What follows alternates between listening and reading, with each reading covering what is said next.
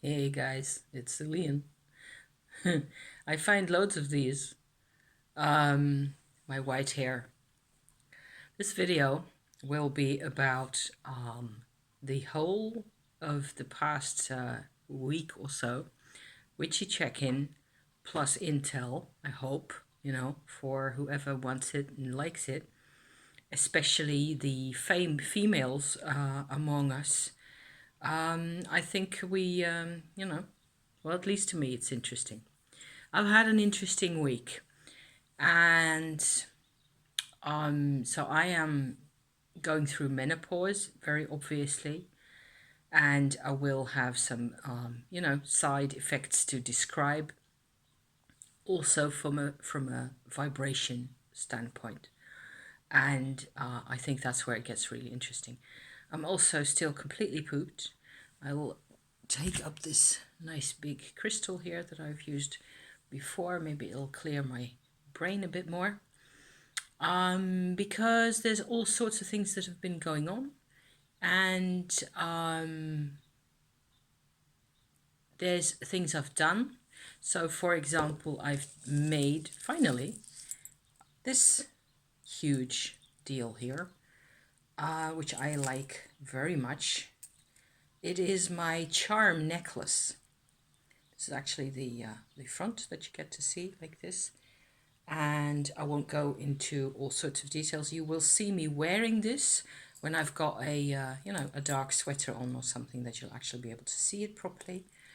I decided, for some reason, the penny dropped really. I don't know. I've always wanted this. I've always wanted the charm bracelet, charm necklace kind of an idea in my life. I've always needed that in my life, as they say. And I suppose I just got to shopping around on the internet and I found a couple of items that are actually on here that I bought. Like, for example, I don't know if you can make this out. This is a little painter's palette, like so. And there's a couple of others that I just got in my shipment recently. And there's a tree right there. These are quite special to me. The tree on the one hand, and then the bit bronzy one on this side is actually a water well. So that was the one that actually sold me right away, because in the Somnia Tarot that I've talked about a couple of times before already, this is the Ace of Cups. There's an image or photograph of this, of a water well like this for the Ace of Cups. And it's one of the cards that are really very striking to me as to in that deck. I don't own that deck because it's expensive to really get here and all that, and I just don't see really how much I would actually really work with it, because it's a huge deal, to have to work with. I'm not so sure. So there's this challenge with these chains here going on, because you can only fold them around each other so many times before it actually becomes a huge mess. I've got a windmill sitting on this side that's also hugely symbolic to me personally, for all sorts of reasons. Not only because I'm Dutch, but also partly because I am Dutch. And there's, well, just tons of great stuff. And I've been planning this, I think, since Thursday last week or so. I've been sort of cobbling this together. I actually thrifted the chain that is in here that you see here. The two bits of chain. There's one longer one that had a little heart on it that I just bought as one necklace, but it was a really huge long chain, like what was it, 80 centimeters or so very long chain, and you're supposed to knot it a couple of times and use it like that. And there was another, just a piece of chain, so just going from one end to the other, like 20 centimeters or so. And I bought in a thrift store near here. I also bought a couple of those larger metal beads that I couldn't show you in this way because you can't make it out. They're like beads that you can actually string onto a chain like that, or onto a leather cord if you'd like that, with a larger hole in the middle. And they've got like metal decorations on the outside, so there's a butterfly shape and there's all those types of things. And so I've used what I'm going to do. What I've done here is I've bought a couple of things. Some of them are thrift shop bought.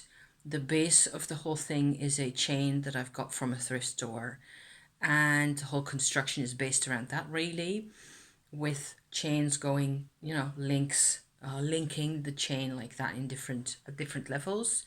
And then there's a couple of things I bought on the internet that are new, like the ship and the water well and those things, and the windmill and so on, and a couple of trees and other bits and things in there. Um, I wanted, I noticed that what I wanted was to have like, also there's a great deal of nostalgia involved in these things. You're supposed to, is what people do, incorporate things from your life.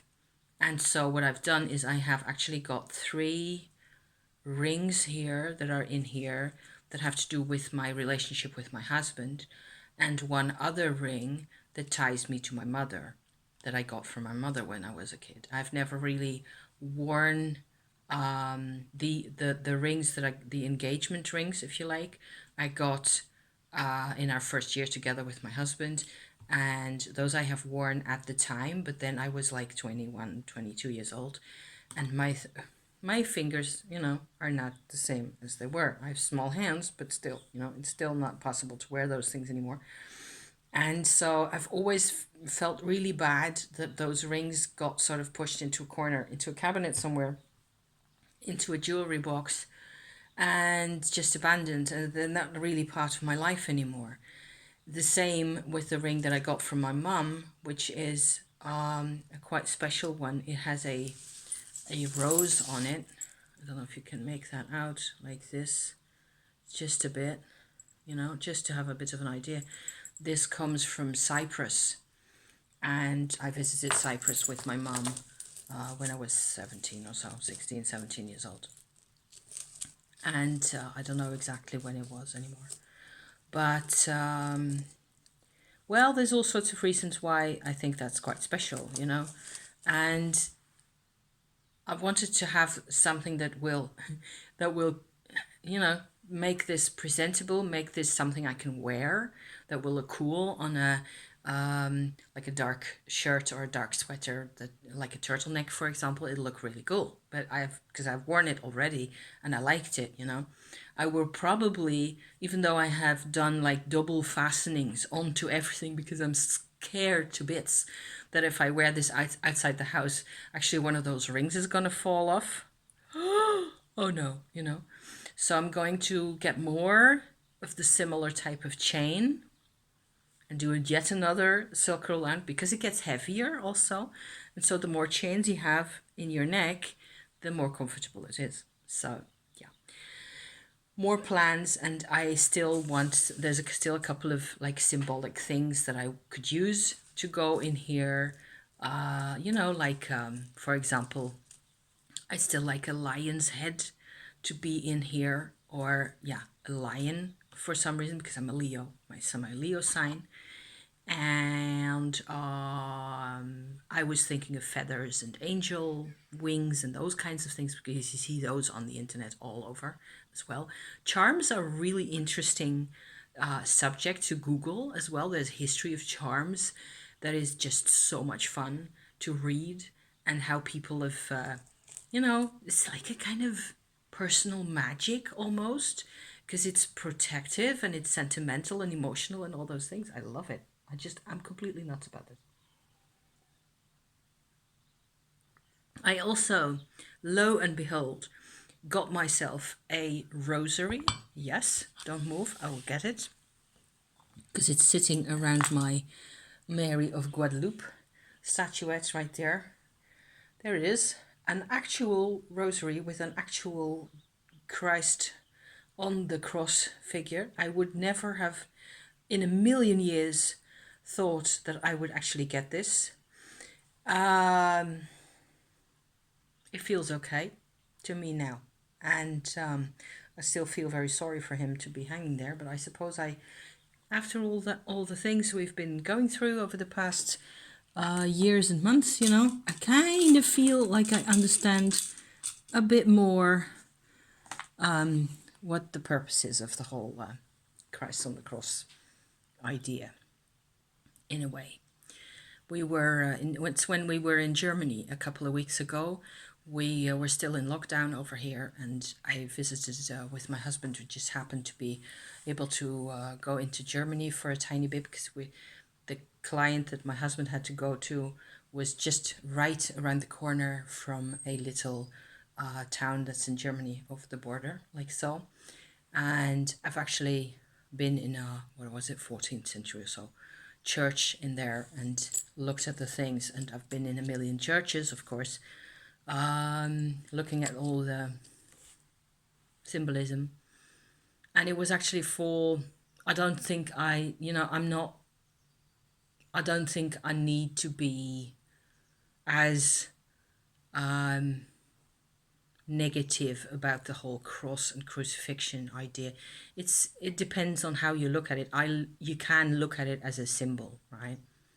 A symbol of something else, of a kind of a sacrifice of being part of the world of humans, and suffering in life tends to be a kind of a, all kinds of suffering really have something to do with sacrifice often, in a way. So yeah. So hence, I don't want to go on about that for all this whole video, really, because I've got other things on my mind that I want to share, because I was also, maybe I will be able to make a separate video about this at one point, but I might just as well incorporate it in here, or at least part of it. I have finally gotten around, this was on Monday, so that was after I had completed most of my whole necklace adventure here. So that was off my mind, right? Then I can sort of move over to the next subject in my life. And that has been and sort of an astrological analysis of the pandemic years. So 2020 and 2021, and as well as 2022, right, where we are now. Because I wanted to know whether it was possible to understand from an astrological point of view what has happened to us, and I wanted to see whether you could find a base in astrology to show what's been going on and why these 2 years have been so tough, and why I certainly believe, and there's a whole lot of other people out there who believe, like me, that things will get better by now, and it's not over yet, not completely. The pandemic isn't really completely over yet, but it's approaching its end. And the influence of those types of energy that have created the pandemic really is starting, the original push of those energies is fading, definitely. But why did it have to be this tough? Why did this happen from an astro point of view? Okay, so I'm going to try and talk about that for 5 minutes. 5. Okay, so I'm 14. By 20, I'm supposed to be done about this. Good luck to me.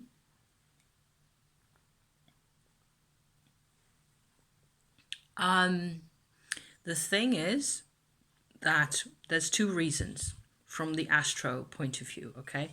Why the pandemic? First of all, there was a huge combination of forces happening involving outer planets, middle planets, as well as the sun, in January 2020.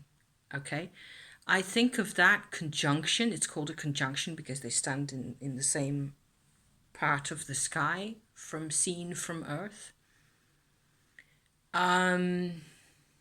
It's a culture thing, okay?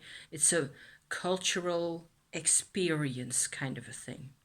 The experience of that moment is comparable to somebody parking a massive, the biggest, loudest truck you can imagine right outside your front door and standing there grinding its cogs for a week, you know? Construction noise. Really loud, really obnoxious. Anybody in that kind of a situation, you can't sleep, you can't live, you know? It's unlivable to all intents and purposes. What you do is you move out of there. You pack your bags and you check into a hotel. Or you decide anything but this, you move in with your sister, you know? Except in this case, our sisters and our hotels and our anywhere, even they'd been theoretically accessible, they had the same truck outside their front door. They had the same noise, the same horrible grinding kind of a vibration. And that's just the sensory kind of a translation of what was going on, really. There's a purpose to the vibration, I think, is my feeling about this. Whereas if you have a truck, you don't really have a purpose to the noise. Nowadays, they make trucks that make half the noise or less, right? It is possible. It's just at the time they designed the old trucks, they didn't think of the noise, that it might be a factor that, you know, people might not like it as much. And probably also in the old days, they felt like if you hear a truck coming, that's good because then you get out of the way. So it's better if it's noisy. That kind of thing, you know? Different perspectives. In this particular case, well, however, with trucks anyway, there's no purpose to the noise. And if they make less noise and you're supposed to still be alert to your surroundings, you will know what's happening still, you know? And it's not possible to make a completely silent truck, I hope, because, yeah. So, but there's no purpose to the noise. In the Astro of January 2020, there was this massive, it's also an explosion of noise. It's sort of a very slow sense of it's very intense, and it kind of all came to a culminating point on that particular 12th of January. Okay, so that was part one of my story here. Something that really leaves a big impression. Part two is that normally, okay, when you have these kinds of events, because these kinds of events, these kinds of loud, impressive, sensory, visceral kinds of events happen in astrology often.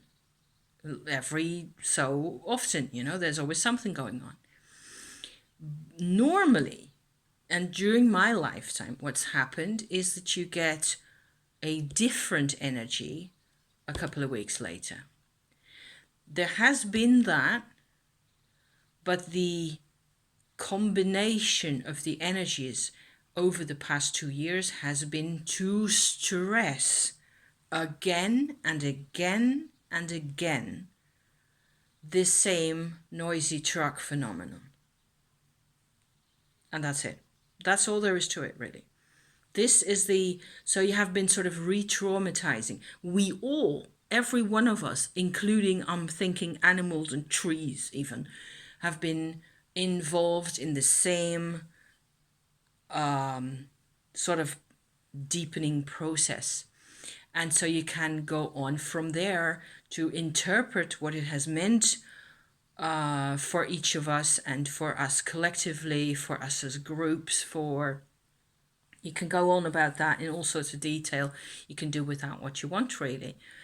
I was just pleased, kind of, you know, to the extent you can actually be pleased about this kind of thing, to see that it made sense. It makes perfect sense that because of where everybody, the planets, were after January, okay? It just kept re-hitting the same pain point again and again, like 12 times.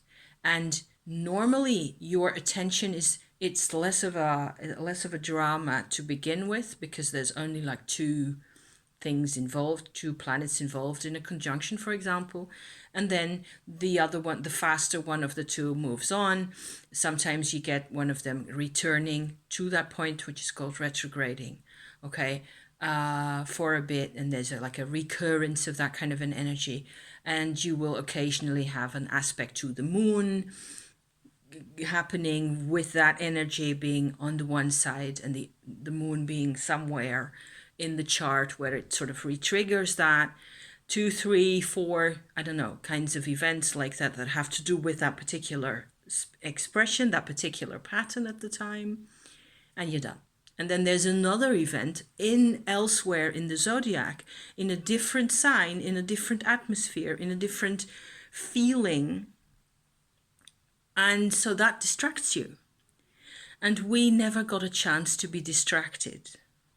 I think that's the main message, really, that I have in terms of Astro for this whole story here, is that we have not been able to be distracted from the and hence the pandemic, lockdown situations, all sorts of bad, difficult things to deal with, really difficult.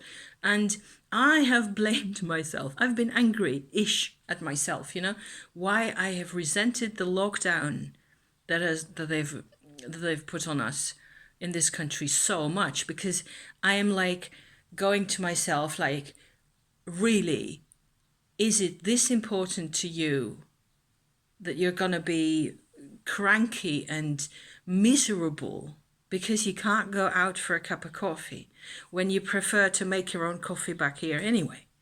What's wrong with me? Why am I? But I wasn't upset about not being able to go for the coffee. I was upset because the coffee making guys didn't have a job to do, didn't have their life. That's how actually lockdown, and I'm getting emotional as I say this. Jeez,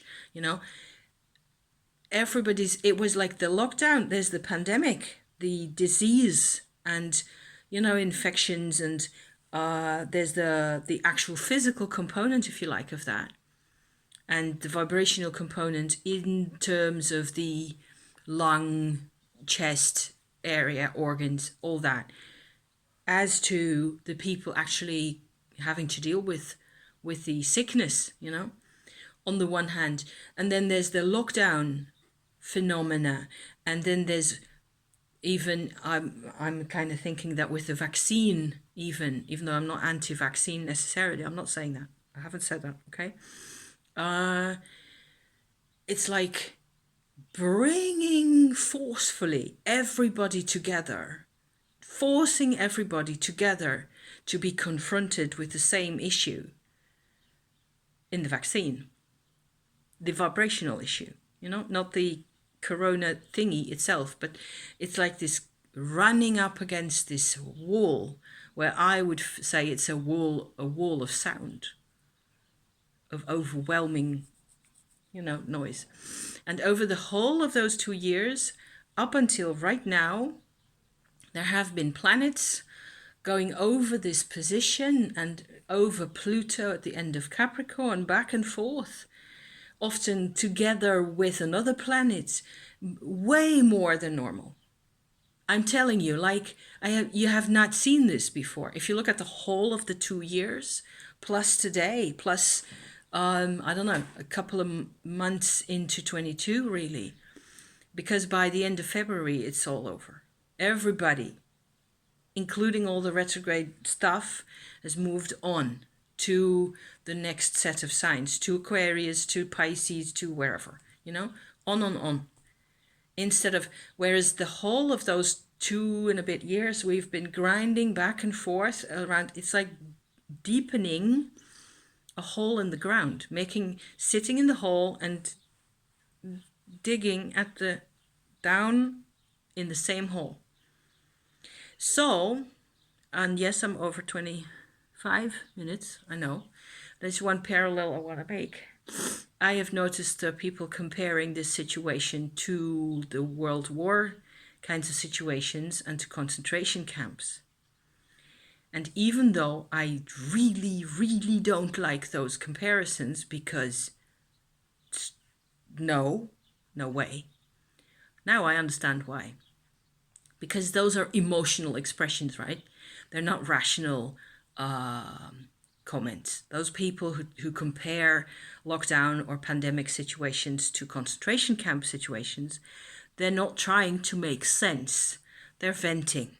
It's a venting of an emotional oppression that they feel.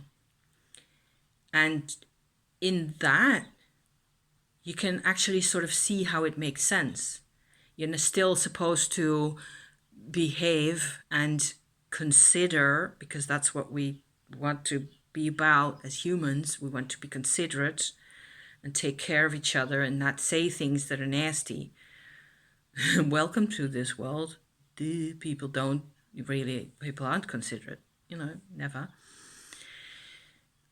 So, but it makes sense because the comparison, I think, well, certainly for World War II, there was a sort of a similar Pluto-Saturn conjunction going on. I haven't really looked at the next couple of years and the retrograding kind of a deal going on there, but there's probably going to be links like that. Yeah, it's quite. You should look at those years also in the same way that I've looked at those 2 and a bit years for the corona period, and in terms of how much this particular part of the sky was stressed again and again. On astrotheme.com you can really fast forward to the chart of for example a month later or a year later really easily by just you can add. It's really clever, and you could just get the charts. So if you go month by month, you can see exactly what each planet is doing with respect to that part of the sky where that's where the big thing has been happening. I haven't done that. I've done that for 20 up until now, so that's been quite a bit of a big deal. At the end of that, I was feeling quite miserable and sick, and this is already nearly half an hour. Wow, we're gonna be here for a bit. Because since I've got this going now, I want to keep on going with my other part of my tale, which has to do with menopause and vibration, okay? I had a really weird experience again. Monday evening, I was done with my Astro research and we'd made dinner and so on and so forth. And nothing special. I wasn't really feeling too great because I'm in a menopause situation where my period gets delayed. And so at this moment, I've come to the conclusion that I'm not skipping periods so much as that they're being delayed for up to a week or so. And that's happened a couple of times. And each time I kind of feel inside like it's not pleasant. It just doesn't really feel good. If you're in my type of situation, you know what I mean. I do, however, do a lot of Tumo energy work, which normally is very helpful, very, very supportive. But Monday night, I had a really crazy energy experience that I will detail in a bit. And as a result of that, I slept really badly. So in terms of Tumo, what I then get is that my Tumo energy is too much for me. And it becomes nearly painful. It's just very, very unpleasant. It feels like you're literally on fire and your body just can't handle those vibrations at all. So that was yesterday that I felt this way. In the past night, I have slept beautifully again and I've caught up with everything. Also, this morning, I got on my period. So we're detoxing, and what with this big guy over here, and I'm okay. I'm completely fine again. But the actual energy experience that was such a big deal, this is where I'm going to go to next. I had to pause to blow my nose. So, because, yeah. The energy experience had to do with my subpersonal chakras again. There was an energy in there that I really didn't like, and it had taken me, I think, a couple of months really to get to know what was going on. I could sense, okay, this is something I've done before, okay, a lot of times over the past 5 or 6 years or so. I have done a kind of a approach. I will just describe it really briefly. Sorry, I keep having to cough now. It's like everything is blocking up.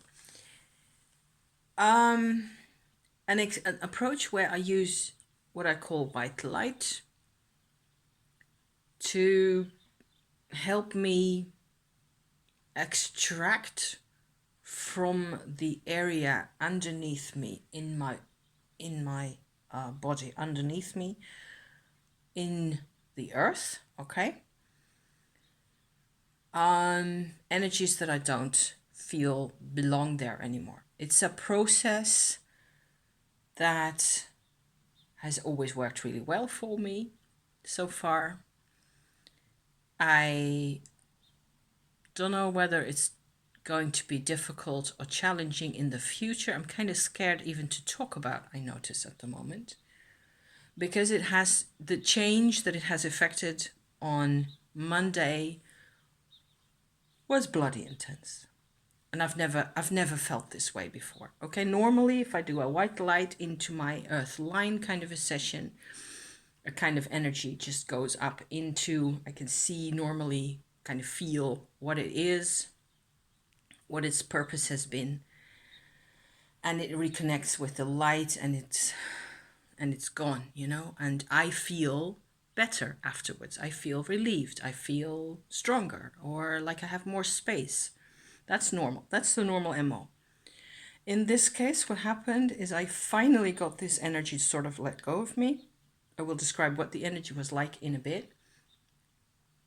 But then, after the energy sort of went into the light for, I don't know, 90% or so, large part, I'm going to try and sit you like this, then maybe you can see me a bit better. I got a really bad case of shivers, cramp-like muscle spasms and shivers, like right away for at least an hour. I was shaking, and I was twisting myself into all sorts of knots. This is something that happens occasionally from somewhere where your sympathetic nervous system goes AWOL. I've no idea exactly. I don't think anybody really knows what this is about. People have this kind of bad, kinds of shivers. It also is known to happen in the context of menopause, among other things. There's all sorts of situations, particularly having to do with stress, and sort of like a charge of stress just sort of exploding in your body in one way or another. Extremely uncomfortable. So I was in that. I was sort of, like shaking uncontrollably. My whole body was like made of stone, and it was super cold. I was lying under 6 blankets, and I was completely bundled up and packed up, and I was freezing. It was nasty. Okay? In the end, I decided that even though I'd been in the bath for an hour and a half, I think, in the afternoon somewhere, that the only solution to get me out of the cramp, because I tried Tumo and I tried everything I could think of, and nothing really helped, the only solution would be to get me under the hot shower again.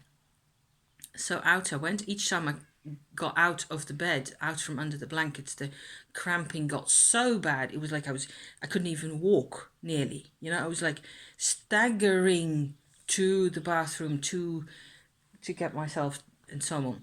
And of course, the hot shower. I sat in the hot bath for a bit longer afterwards. That helped. And then my husband made me a cup of tea, and I had some magnesium pills and paracetamol and so on and so forth. And we got me out of the cramp. Okay, so the cramp ended. I noticed also that in terms of vibration, the only thing that seemed to help slightly was if I stretched, against the cramp. I had to really make myself super tall. But you can only do that for so long. And then you sort of, go like this again, and it would just start again, start shaking and start cramping. Oh, it was nasty.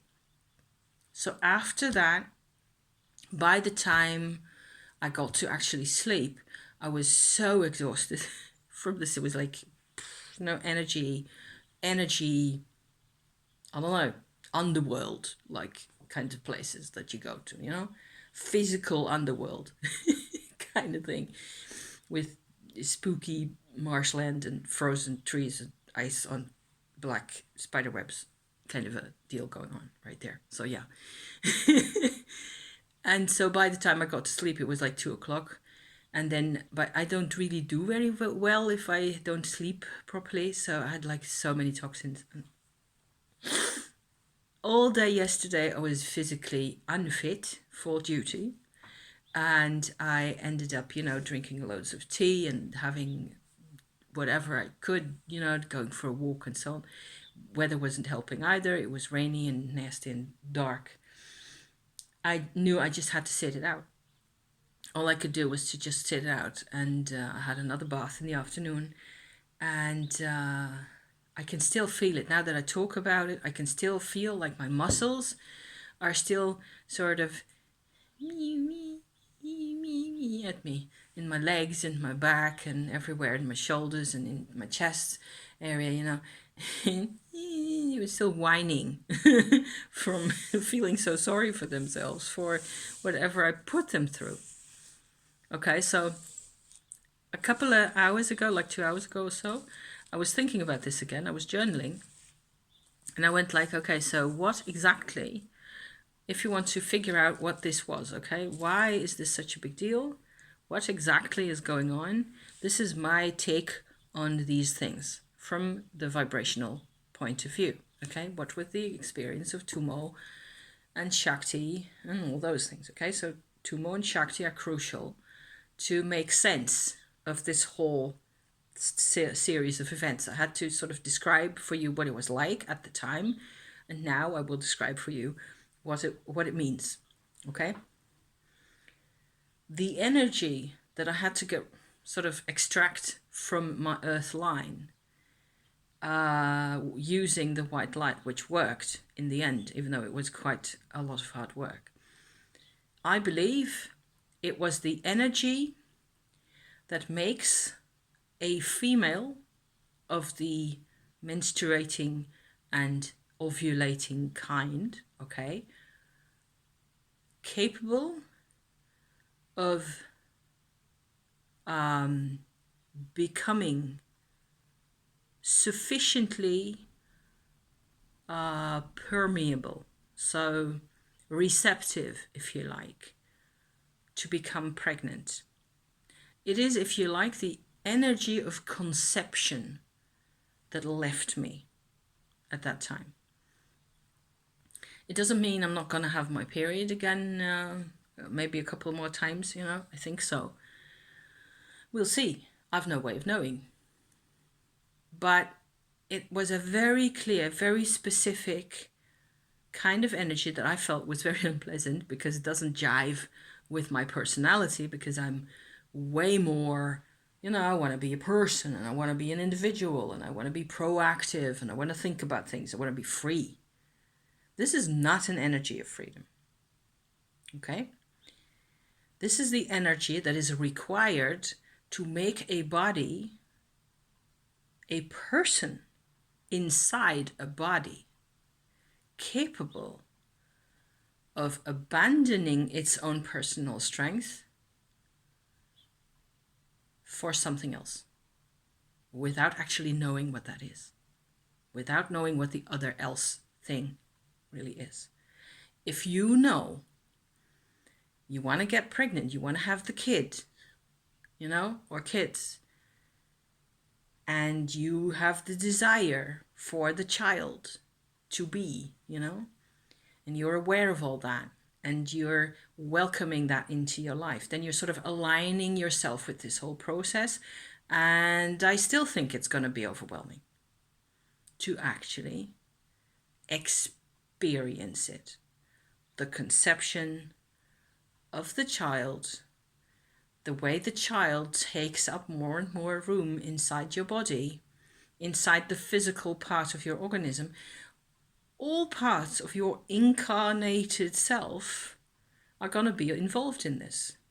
You're going to have to be willing to lend yourself to the child, to the future, if you like. It's part of the whole deal of living in a body on a planet, in manifest reality, in matter, in, materia on the earth. This is what it means. And so you have to sort of, I had different perspectives about this when I was writing about this. And because the experience was one in the body, the experience I described for you just now had to do with what the body experiences, okay? And strangely enough, I had a super strong physical reaction to it that had everything to do with my middle channel, my Shakti channel, okay? Getting a massive reset. That was why I got the shakes. The reset in the channel. Something happened, and I think that's what tends to happen. There's a whole world of Shakti energy in the earth underneath our feet that we have no clue how it really works, except that there's people actually who are, agreeing on with me, that I agree with, on there being the subpersonal chakras, part of which is tribal, and part of which is personal, and a part of which even has to do with past lives. I could feel this weird, submissive, if you like, cold, watery,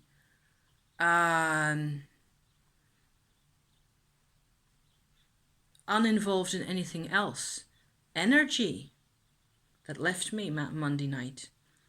I could feel it. It had to be extracted from my own personal history, from my tribal chakra, and from my tribal experiences in my past lives. That was a lot. It was a lot. If I just think about it like this, it was huge. It was like, I'm looking at it like this from where I'm sitting today now. It's like, okay, so yeah, now I can see that I got the shakes from that. This was huge. This is a huge, massive personal change. And this is what menopause does, simply. It sort of relieves you of that I don't know, of that pattern where in principle your body is designed to incorporate other bodies for quite a while, and to help build them and release them into the world in order to continuate our existence through time as we do this, what we call life, So a lot has, so this is huge. And actually saying it, it's been tough getting here, but actually finding some words actually helps me always to make sense of these things. And I was quite relieved to realize that this is what it all meant. I wanted to have a sort of a storyline from all my experiences and the actual events that happen and the things that I notice in terms of vibration. I want those things to make sense, and I could see at the time that it was very likely that it had something to do with my menopause situation and the actual fertility idea leaving me, those kinds of things. But I had to,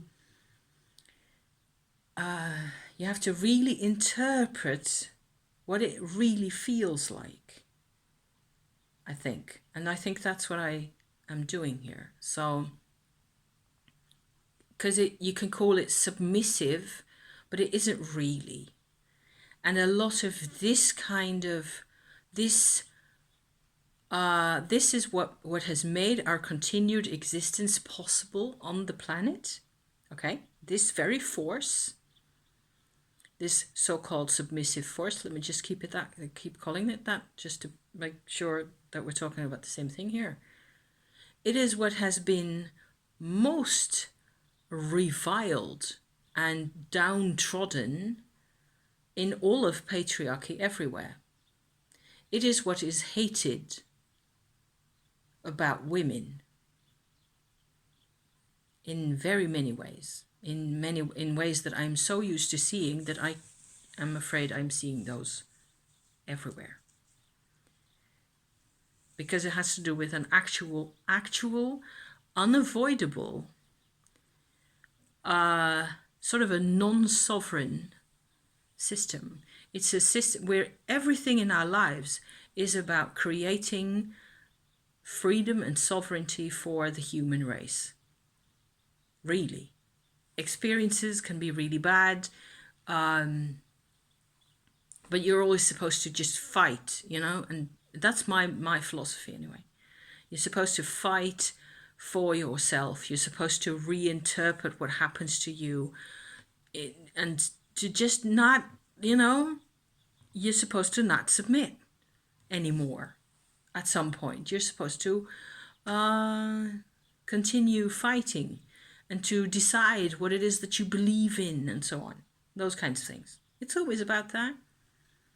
In the end, and it can take us forever to get to a point where you say, like, okay, but now I've suddenly decided that this is something I'm not willing to let go of. And then everything changes on a personal and emotional level and career-wise and all that stuff, So it's always all about those things.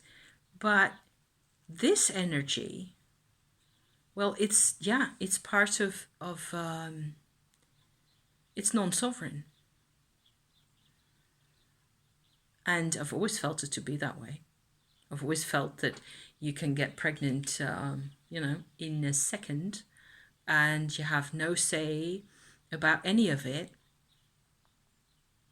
About when you get your period, if you do at all, whether you ovulate or not, you have no say. It carries on regardless, because it's supposed to carry on regardless. It's supposed to keep us alive. So there's what I had was like a kind of a vision, if you like, of how you're sent from the soul dimension, from the, it's like we're these enormous energy entities, okay? And our bodies are just like this tiny little specific space-time kind of a nugget where all these things are happening. And outside, it's completely multidimensional, and there's like massive realms of everything, going on. And huge power and huge things, that you can't even describe from sitting right here. And from that perspective, you can see that it's really very marvelous that you create a body where everything that is consciousness of a person, including the person that goes into the body, has a sort of a code written into it that is capable of creating a little clone of itself inside itself. Like a clone, nearly. I'm using the word clone, a copy for the next generation. It's magic from the seen from the energy world. It's like perfect magic. It's genius. And it's necessary, because otherwise you only have a world that exists for an instant. Poof, and then it's gone. That's not how it works over here, where we are. 50 minutes. I'm done. Thank you for watching. If you lasted this whole time, it took me a bit of some doing, getting to sort it all out for you. I'm still very tired. I'm going to have my salut and sit in the sun, as you can see, with my book. And I'm reading Cicero in French because, yeah, I can, so I will. I wish you all the best. Thank you so much for being here, and I hope you're doing okay. I hope this is useful and interesting, as always. See you next time. Okay, maybe next week. I don't know. I will probably find more things to talk about soon. Okay, see you next time. Ciao.